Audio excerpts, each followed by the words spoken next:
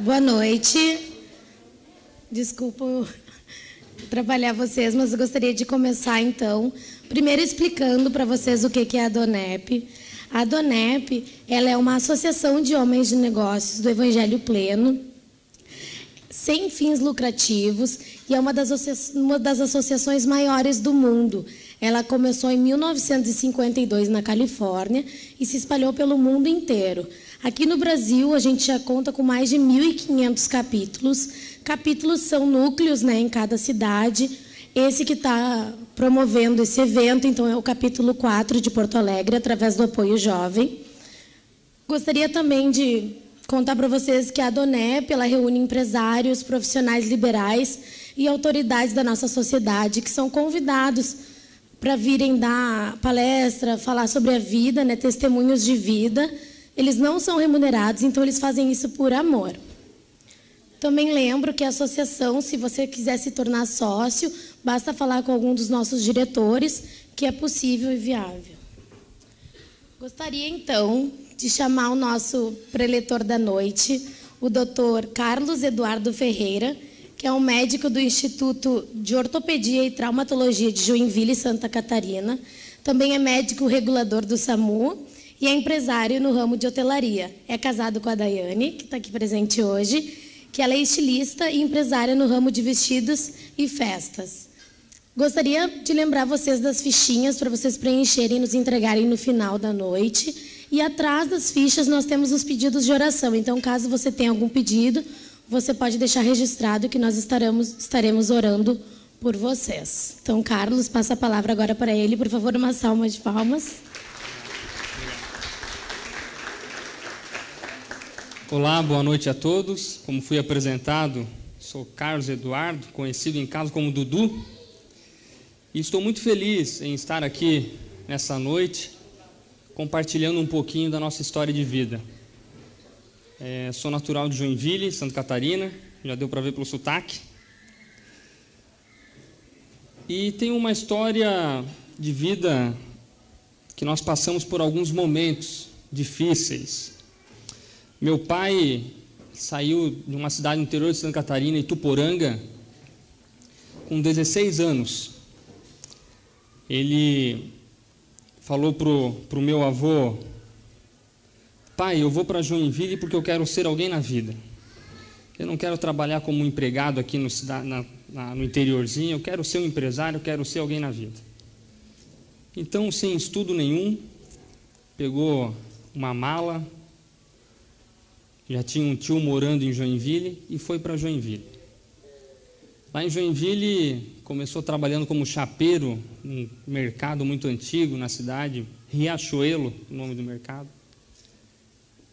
E um homem muito trabalhador. Foi conquistando as coisas. No final, hoje, até conversando com ele um tempo atrás, ele teve 16 empresas até chegar aonde o que tem hoje, que vocês já vão ficar por dentro. E foi crescendo na vida. Conheceu minha mãe, uma mulher também simples, porém muito trabalhadora. Tiveram então 3 filhos. A minha irmã, a filha mais velha, eu, o filho do meio, e um caçula, outro rapaz, outro guri, como fala o gaúcho. Meu pai, então, a última empresa dele foi um hotel, e é o que nós temos hoje. O primeiro hotel dele em Joinville, hoje há 25 anos já no ramo da hotelaria. Ele tinha um hotel, começou a ficar conhecido na cidade. Aquele pai que corria muito nos afazeres do dia a dia. Um pai, ao mesmo tempo, muito trabalhador, porém, ele tinha que estar sempre correndo atrás das coisas. Sempre foi nos dado os melhores colégios em Joinville, os melhores estudos. E nós fomos crescendo assim. Um pai conquistando as coisas, porém ausente em casa. Já a minha mãe, eu era aquele filho muito próximo a ela. A mãe, aonde estava, eu era aquele filho que chegava atrás, abraçava e ficava lá cheirando o cangote dela. Às vezes ficava na cozinha, estava lá junto. Eu lembro-me que muitas vezes eu saía do meu quarto antes de dormir, deitava do lado dela e conversava sobre tudo. Conversava sobre como eu queria minha esposa. Falava para ela: mãe, a minha sogra vai ser minha segunda mãe, viu? Ela ficava até meio enciumada. E conversava sobre tudo. Falava: mãe, eu quero casar virgem. Quero que a minha esposa seja a minha primeira mulher. E era uma grande amiga para mim.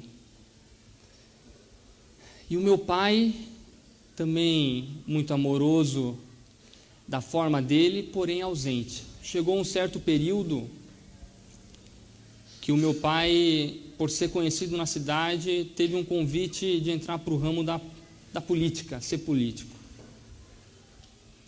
E assim foi. Saiu na primeira candidatura a vereador, ganhou a segunda, terceira, foi secretário do Bem-Estar Social, secretário de Obras, secretário no PROCON em Joinville, coordenador do PROCON que a gente fala lá. Chegou em 2000 a sair na revista Isto É como o melhor vereador de Santa Catarina. Foi a deputado estadual, ficou como o primeiro suplente. Então eu tinha um pai conhecido na cidade. Eu falava: sou filho do Getúlio. Todo mundo: o Getúlio. Então eu via o meu pai, quando acordava, ele já estava com o rádio ligado nas notícias do dia, falando sobre a política. E quando chegava para dormir, muitas das vezes meu pai não estava em casa ainda.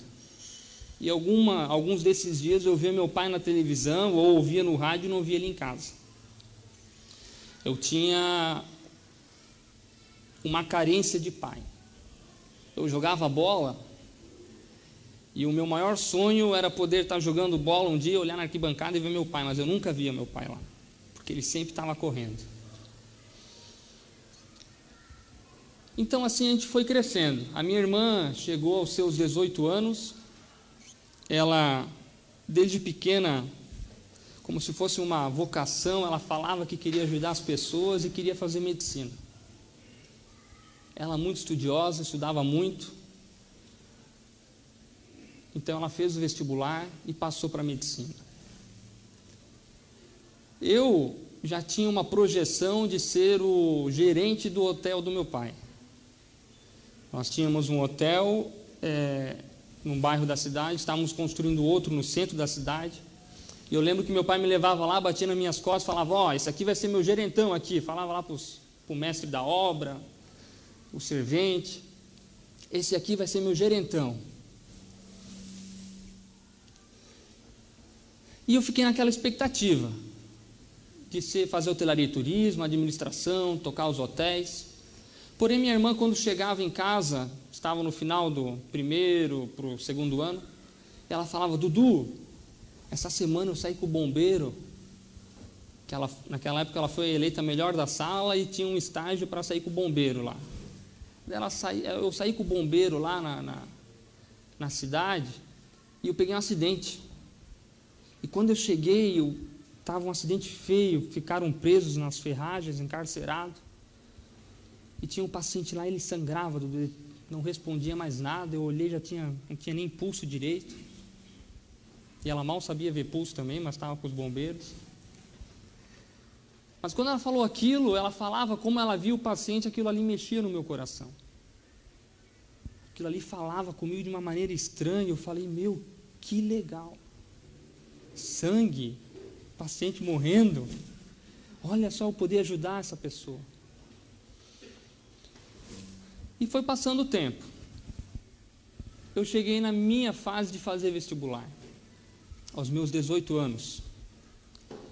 E aos meus 18 anos eu estava numa reunião parecida com essa, numa virada de ano, com toda a minha família. E ali a gente tinha esse hábito, dobramos os joelhos e começamos a fazer uma oração. Cada um fazia a sua oração. E eu fiz a minha oração. Eu falei: Deus, eu preciso da tua direção. Se for para eu fazer hotelaria e turismo, pode deixar como está, assim que eu vou passar. tenho as notas boas, mas eu sei que se for fazer medicina eu tenho que estudar muito mais do que eu estudo. E eu preciso que o Senhor fale comigo de alguma maneira. E assim foi. Passamos ali aquela virada de ano, vieram os 2 primeiros meses do ano. No primeiro dia de aula entrou uma professora, eu sentado na última cadeira com os meus amigos. E aquela professora de cursinho, ela chegou agitando: e aí galera, quem aqui quer fazer medicina? Levanta a mão. E quando ela falou aquela palavra medicina, parece que veio como um raio no meu coração. Eu estava sentado lá atrás, quando eu vi, eu estava com as minhas mãos levantadas, com meus olhos lacrimejando, e falei: eu vou fazer medicina. Meus amigos olharam: tu, Carlos, vai fazer? Eu vou fazer medicina. Então eu tinha um problema em falar para o meu pai que eu não ia mais tocar os hotéis, eu ia ser médico, na minha cabeça. Mas conversei com ele, na verdade com a minha mãe, nessas noites que nós conversávamos. E a minha mãe falou com meu pai, e no outro dia meu pai foi me buscar, bateu na minha perna e falou: meu filho, onde tu quiser fazer, pode fazer que o pai paga. E ali eu comecei a estudar. Foi um ano onde eu abri mão de muitas coisas, sentava e começava a estudar. Começaram a surgir algumas dificuldades, principalmente física, matemática. E eu me lembro que eu começava a ficar desesperado. E eu falava: Deus, eu não vou conseguir passar. A minha irmã estudava tanto, e quase que ela não passou, eu não vou conseguir passar. E quando eu falava isso, vinha como se fosse uma visão. Eu me via dentro de um centro cirúrgico, todo paramentado, com as luvas, estéreo, avental.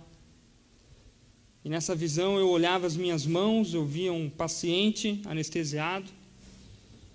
E nessa visão eu via e falava assim: Deus, me capacita em mais esta cirurgia.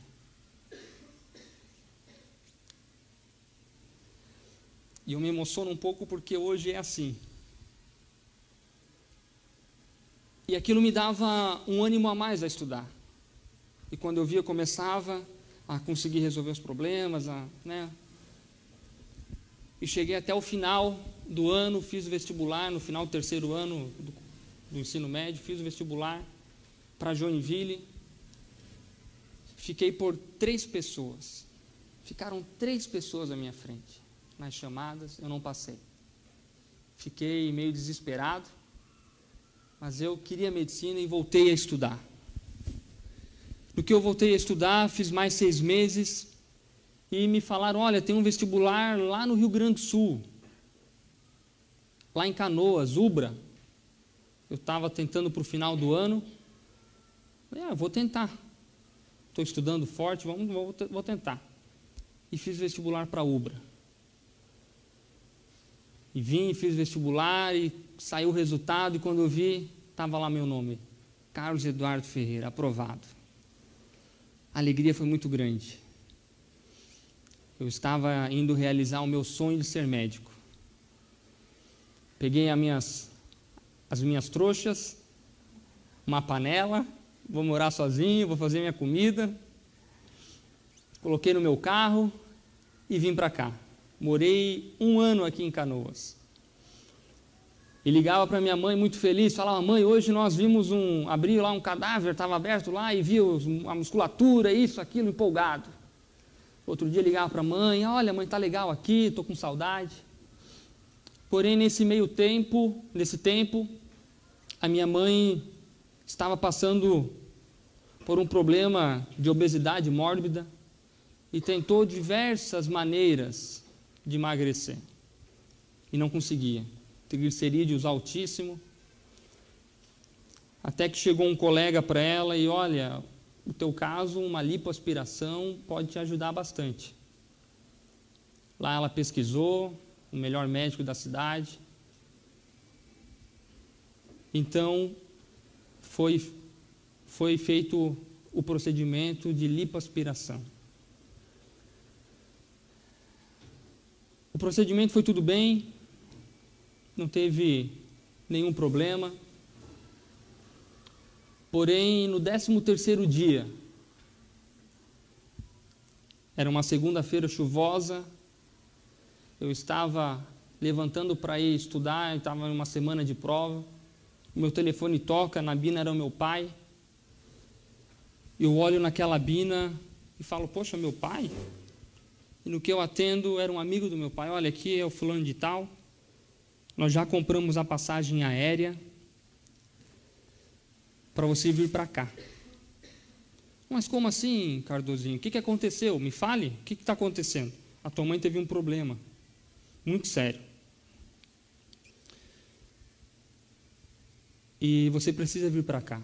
Eu falei, não, mas o que aconteceu? Me fala que eu vou aqui no hospital universitário, eu já vou perguntar para alguém aí para chegar aí ciente. O que aconteceu? E ele falou, a tua mãe faleceu. Naquela hora, eu fiquei em estado de choque.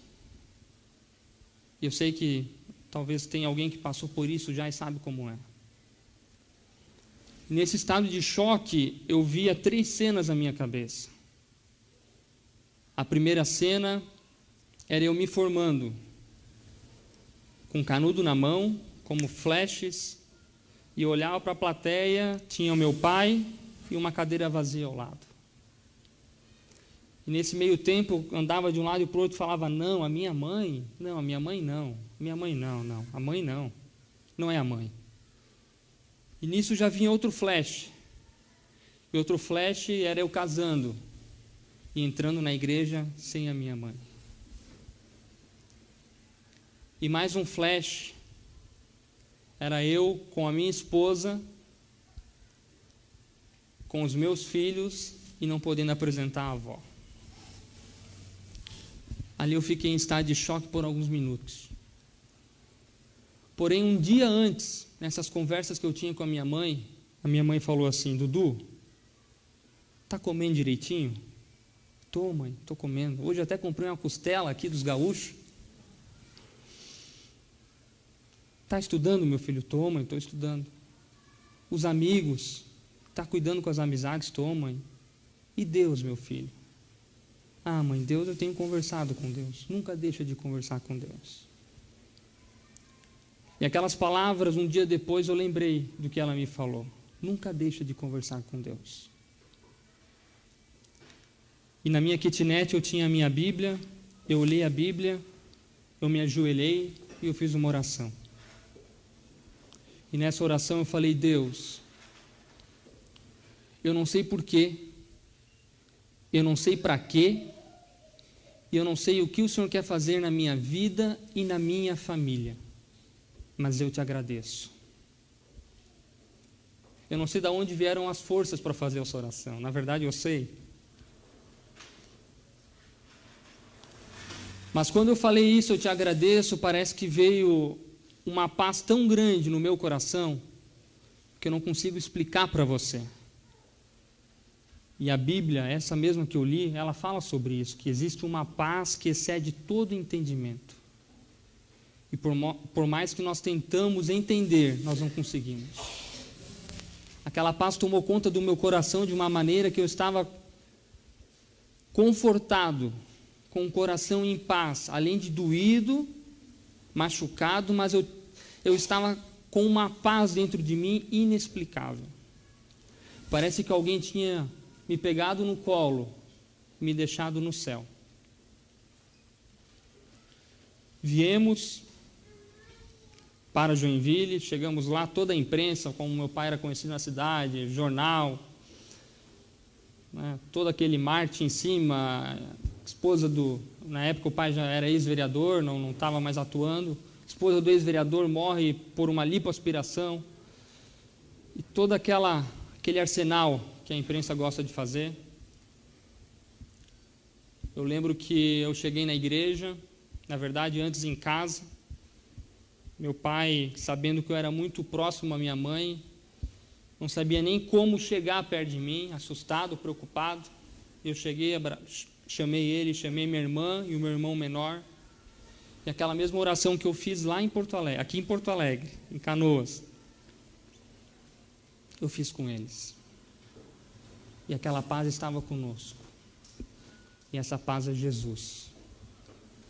Essa paz é o amor de Jesus. que Ele tem por mim e pela tua vida. Chegamos lá naquela igreja onde estava o corpo, muita gente. Lembro-me que no que eu chego na igreja, as pessoas, muito tempo fora da cidade, as pessoas já vinham querer abraçar a gente, e a minha irmã foi desviando, e ela viu lá o corpo, ela já foi lá, abraçou e falava: mãe, a minha amiga, eu perdi a minha amiga. E eu estava ali muito forte, com uma paz muito grande. O tempo foi passando,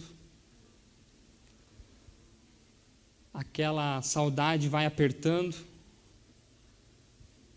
Em uma dessas madrugadas que eu passava estudando e às vezes em claro, sem conseguir dormir, eu começava a conversar com Deus, porque nós conseguimos conversar com Deus, e Deus sempre quer ouvir a nossa voz. E nessas conversas eu falava: Deus, eu queria tanto sentir teu abraço, eu queria tanto poder sentir o teu abraço. E chorava, num quarto de uma kitnet, sozinho aqui. Junto com isso, a minha mãe sempre fazia uma lancheirinha, uma bolsa térmica, e colocava os feijãozinhos, feijão de mãe, congelado, e eu trazia para cá. E até uma dessas, quando ela faleceu, eu tinha o último feijão no congelador dela para comer. Sozinha aqui, eu chorava muito. Mas eu sempre conversando com Deus. E eu falei: Deus, eu queria tanto teu abraço. E passou uma semana. Eu fui numa reunião parecida com essa. Viu como é bom você vir em reuniões parecidas com essa? E eu estava sentado, era frio, metade do ano, uma jaqueta marrom lá no final, quietinho, ninguém me conhecia ali, nunca tinha ido naquele lugar. E a pessoa que estava falando lá na frente, ela acabou o discurso dela, e no final ela apontou para mim e falou: você, jovem de jaqueta marrom, vem aqui à frente. Eu fiquei meio assustado, eu fui lá, ele olhou para mim e falou: Deus manda eu não te dizer nada, somente te dar um abraço. Ali eu comecei a perceber o quanto Deus me ama, o quanto Deus te ama. Eu comecei a perceber o cuidado de Deus com a minha e com a sua vida. Eu posso te dizer que o abraço da minha esposa é maravilhoso, o abraço até da minha sogra é gostoso, mas o abraço daquele gordinho, quando ele me abraçava, parece que eu não tinha mais chão. Eu chorava, porque era como um abraço, como se Deus estivesse me dando um abraço. E ali eu fui sendo confortado. O tempo foi passando. Nós morávamos em uma casa muito grande em Joinville, onde a minha mãe faleceu dentro de casa. O meu pai não conseguiu ficar mais lá, vendemos a casa, ele foi morar num quarto do hotel nosso, ele em um, o meu irmão no quarto da frente. Eu chegava lá para visitar ele, aquela bagunça, 2 homens, por mais que as meninas tentavam arrumar, ele magro, os amigos políticos, deputados, ligavam: Getúlio, vamos fazer aqui um barulho aqui, voto, não sei o que. Ele falava: fulano, nesse dia ensolarado, um domingo, aí se eu tivesse a minha esposa para poder sair com ela passear, do que sair fazer campanha e ir atrás de voto. E ele sentiu muito essa morte e começou a ser trabalhado muitas coisas no coração dele. Porém, num desses dias que eu estava lá, o telefone dele toca, e ele fica muito estranho. Ele faz uma voz diferente, fica meio sem graça. Ele ficou como muitas vezes eu tinha visto quando a minha mãe era viva. Muitas cenas que eu pegava de chave de casa, encontrava no carro, chave estranha que eu não conhecia, não sabia de onde era. E ele atendeu aquele telefone, fez aquele jeito. Quando desligou, eu falei para ele, de uma maneira que nunca tinha falado, falei: pai, se você quiser o meu desprezo, você se ajunta com essa mulher. Ali eu saí bravo, fui para outro quarto, batendo porta. Ele já ficou desesperado, foi atrás. E ali ele falou: meu filho, não tem nada, desculpa o pai. E eu ali desculpei, mas eu desculpei da boca para fora. O meu coração estava ferido. Porque tudo aquilo que nós pensávamos que tinha uma amante, realmente tinha. Meu pai teve um caso extraconjugal por 10 anos. Naquela correria que ele vivia, ele deixou prioridades de lado. Essa pessoa era uma pessoa de casa nossa, chegada, colega, conhecida, amiga da minha mãe. E lá ele falou aquilo, a vida foi continuando, até que um dia eu fui numa reunião, porque eu não via mais felicidade nas coisas. Natal para mim não tinha mais motivo, aniversário muito menos. Eu comecei a ficar uma pessoa triste, angustiada, porque a minha alma estava ferida. E eu fui um dia numa reunião, essa reunião era mais tarde, umas 10 da noite, parecida com essa também. E lá veio uma senhorinha. Essa senhorinha chegou para mim, não me conhecia. E ela começou a orar comigo e falou: as feridas que foram causadas no teu coração, Deus está te curando agora. Eu comecei a chorar muito, porque realmente Deus estava me curando. Um bálsamo vinha no meu coração, algo que eu também não consigo explicar para você. Eu fiquei, eu acho, umas 4 horas chorando sem parar. Ali eu consegui perdoar meu pai. E a vida foi continuando. Eu já no 2º, 3º ano da faculdade. Porém, em uma certa ocasião, eu estava também numa reunião parecida com essa. E a pessoa lá na frente estava falando sobre perdão. Sobre a importância de perdoar. E eu muito firme ali no banco, ouvindo aquela palestra. E ele fez um convite no final daquela palestra e eu continuei firme ali. Quem precisa perdoar alguém, está triste e tal. E eu não, já perdoei meu pai, está tudo tranquilo. Porém, naquele momento, veio uma voz no meu coração muito forte, dizendo: e aquela mulher, você não tem que perdoar? E quando ele falou aquilo, veio como uma flecha, e pensamentos que vinham na minha cabeça, que quando eu soube de todo o ocorrido, eu desejei a morte dela. E eu falei: eu preciso perdoar ela, eu preciso estar livre. No outro dia, peguei o telefone dela, liguei: fulana, eu preciso ir na sua casa, precisamos conversar. Eu fui lá na casa dela. Ela começou a contar toda a história, tudo, detalhes, como era, e eu sentado, e Deus falando comigo: você precisa perdoar. A ferida na nossa alma, temos outros colegas médicos aqui, mas eu estou acabando o último ano de residência de ortopedia, e na ortopedia a gente pega muito infecção, osteomielite.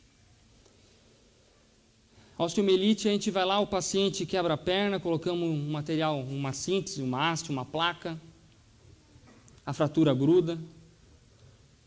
porém ele retorna no ambulatório, às vezes 1, 2 meses depois, às vezes até 1 ano, e começa a falar: aqui, doutor, ó, olha a minha perna, está saindo uma secreção, um pus. E nós vamos lá, o paciente às vezes faz febre, uma febrícula, nós iniciamos um antibiótico, às vezes aquela infecção aumenta, internamos o paciente, fazemos uma limpeza, até que um dia aquela infecção é curada. E depois que aquela infecção é curada, aquela perna que tinha um buraco saindo secreção, fica somente uma cicatriz. E assim é na nossa alma. Talvez você entrou aqui nessa noite machucado. Talvez você chegou aqui nessa noite com dificuldade para dormir por falta de perdão. Talvez você chegou aqui frustrado com os seus sonhos. E tudo isso virou uma infecção. Você pode estar num grupo de amigos, estar sorrindo, mas quando você coloca a cabeça no seu travesseiro, começa a vir a febre, começa a sair o pus, e você fala para você mesmo: eu não sou feliz. Mas eu saí lá de Joinville, deixei a nossa casa, os nossos afazeres para falar para você aqui nessa noite que Jesus, Ele é a cura para todas as feridas. A ferida é como uma flecha, um arco e flecha. Eu posso estar aqui com um alvo lá na frente, atirando flechas. Eu não sinto nada em atirar as flechas. Mas se eu for o alvo, cada flecha que entra em mim, ela entra me rasgando. Eu não era flecha, eu era o alvo naquela situação. Mas eu precisava perdoar aquela pessoa, porque eu precisava ser curado, livre. E a Bíblia fala coisas que a gente não entende, porque a matemática que Deus trabalha, ela é diferente da nossa. A Bíblia fala que o último é o primeiro, que o louco é que é sábio, que o pobre é que é rico, que o fraco é que está forte, porque a força vem de Deus. E naquele momento, quando eu estava com ela, ela falou todas aquelas coisas. Eu então me levantei, abracei ela e falei: eu vim aqui porque eu preciso que você me perdoe. Eu desejei a morte para ti naquele dia, eu preciso que você me perdoe. E ela ali então falou: imagina, te perdoo. E ali foi um peso muito grande que saiu das minhas costas. Eu estava livre, eu estava liberto. Sendo assim, a gente foi continuando, eu já próximo a acabar a faculdade, solteiro. Chegou um amigo meu e falou: Dudu, eu tenho uma menina para te apresentar, ó, joia. E quem é solteiro sabe, quando as pessoas vêm apresentar pessoa solteira para a gente já vai os dois pés atrás, né? Fala: ih, é pepino, não sei se vocês falam pepino aqui, é bucha. E rapaz, nós estávamos num evento da Donep também, e ele falou: ó, ela vai no evento da Donep. Eu: ah, é, tá bom. Daí ele estacionou o carro, eu estava ali próximo, e quando abriu a porta, parece que bateu um vento no cabelo assim. E eu olhei e saiu a Daiane, essa morena linda. Meu coração bateu. Falei: rapaz, não é que é bonita a menina? E ali conheci a Dai. Todos os nossos sonhos foram se alinhando. A família dela, sem palavras. Hoje eu não tenho a minha mãe aqui, mas eu tenho uma sogra que é uma mãe, que eu a amo, que cuida de mim, meu sogro, às vezes fala mais comigo que com a Dai. Casamos, tivemos um casamento lindo, abençoado. Nosso casamento tinha uma orquestra linda atrás, tocando. Entrei com meu pai, casamos, fomos à lua de mel. Junto com isso, nós tínhamos comprado as passagens para ir para a Europa. E nesse período saiu na minha faculdade uma vaga, até estava conversando com o colega ali, o Matheus.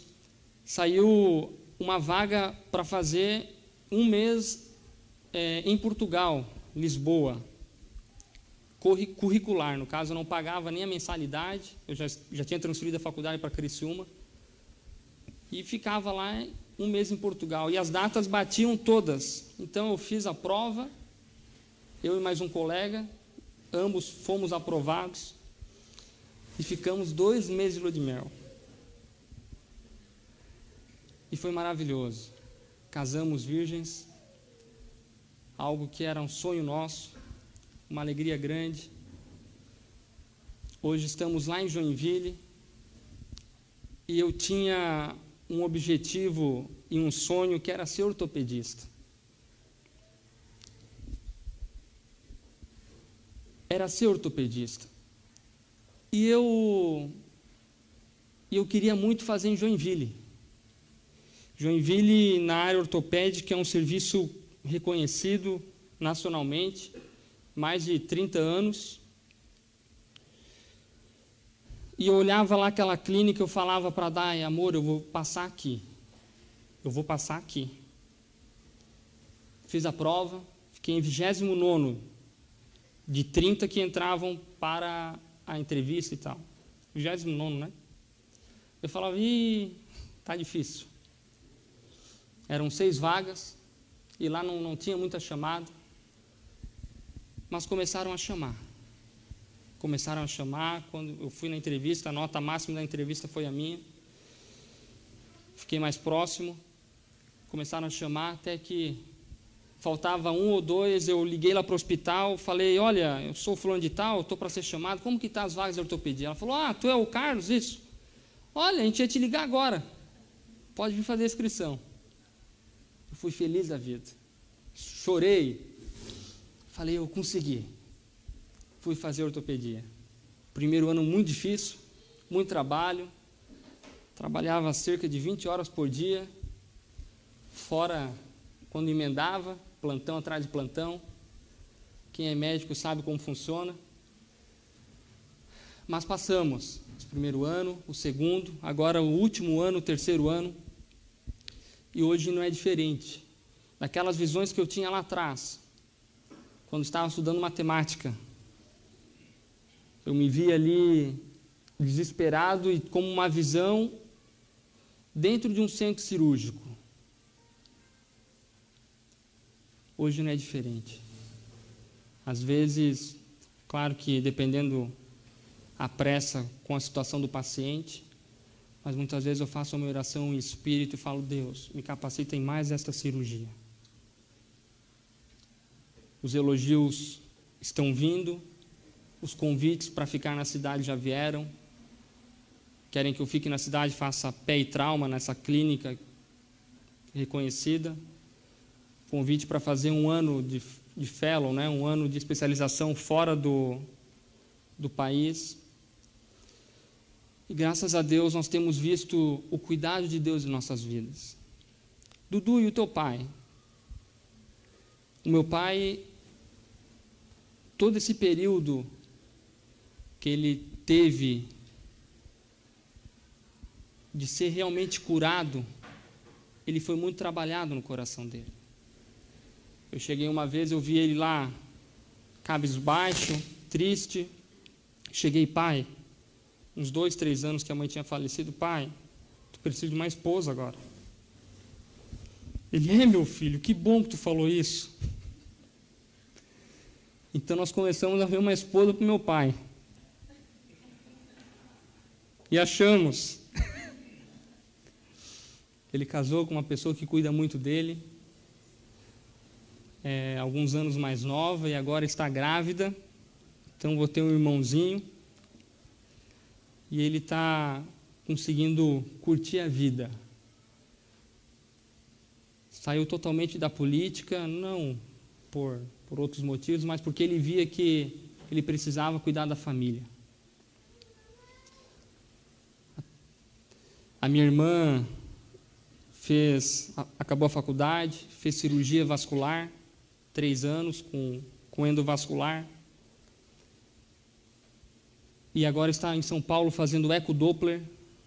O meu irmão mais novo, 22 anos, está no 2º ano de medicina. Os 3 foram para a área médica. Eu posso falar que não é a medicina que me traz felicidade, por mais que eu amo o que eu faço. Não é o meu casamento que me traz a felicidade eterna, por mais que eu amo a minha esposa e amo ser casado com ela. Hoje não consegui fugir do hotel, tenho que cuidar do hotel junto. E não é a empresa lá que me traz felicidade, por mais que eu goste daquilo lá também. Mas eu descobri que a felicidade eterna está em Deus. Eu descobri que Deus nos ama e que nós, cada um de vocês, tem um propósito de estar aqui. Cada um de vocês, Deus se preocupa, e a Bíblia fala que Ele conhece até um fio de cabelo que cai da sua cabeça. Ele sabe. Como eu falei, eu não sei como você entrou aqui, talvez um convite inusitado, ou talvez um convite mais insistente, mas eu não sei a maneira que você chegou aqui. Talvez um pouco do que eu falei para você está passando. Quando você coloca a cabeça no seu travesseiro, quando você tenta sorrir, mas o seu coração está triste. O que eu posso falar para você, eu não vim aqui por dinheiro, não vim aqui por nada, ninguém me pagou nada para eu estar aqui. Eu vim aqui para falar para você que Jesus te ama.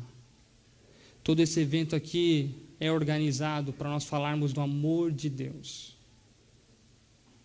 E eu posso falar com toda a convicção que Jesus te ama. E o amor dele é incondicional. Ele não quer nada em troca, ele não quer a sua profissão, não quer o seu dinheiro, não quer nada disso. Ele quer só a troca, o seu amor por ele. E nesse momento eu queria fazer uma oração com você. Essa oração é uma oração de confissão, de falar: Jesus, eu aceito que o teu amor entre no meu coração. Deus, eu aceito te conhecer, eu aceito viver os teus propósitos, viver os teus planos. Eu aceito. E eu convido a você, todos, a curvar a sua cabeça e repetir essa oração comigo. Senhor Jesus, neste momento, eu ouvi esse rapaz falar essa história de um amor que ele viveu e que ele vive todos os dias, que é o teu amor. Eu quero experimentar esse amor na minha vida. E eu te aceito como meu único e suficiente Salvador. Que o Senhor venha fazer morada no meu coração, curar todas as minhas feridas. Em nome de Jesus, amém. Essa foi uma oração de aceitar a Jesus. Você tomou uma decisão de aceitar Ele, falar: Deus, Jesus, entre no meu coração e faça morada. E o pessoal da Donep, nós temos um livrinho que fala algo mais profundo sobre isso. E nós queremos lhe dar um abraço para você que fez esta oração pela primeira vez e lhe presentear com este livrinho. Você pode fazer um sinal com a sua mão? Temos um aqui. Deixa eu lhe dar um abraço.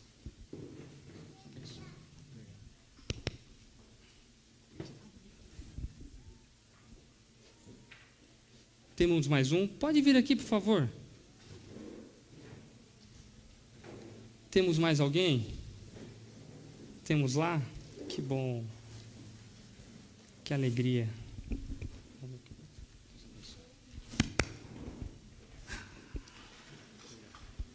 Duas pessoas. Temos mais?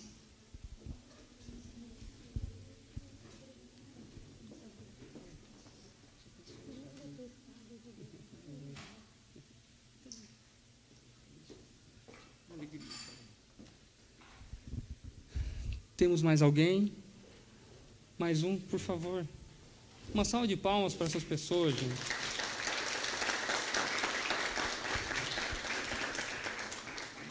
Teu nome? Diogo. Mais alguém? Não? Tá bem. Que Deus abençoe a vida de cada um aqui. Eu agradeço toda a coordenação, todo o apoio. Nos receberam muito bem na cidade. E muito obrigado por essa oportunidade. Deus os abençoe. Amém.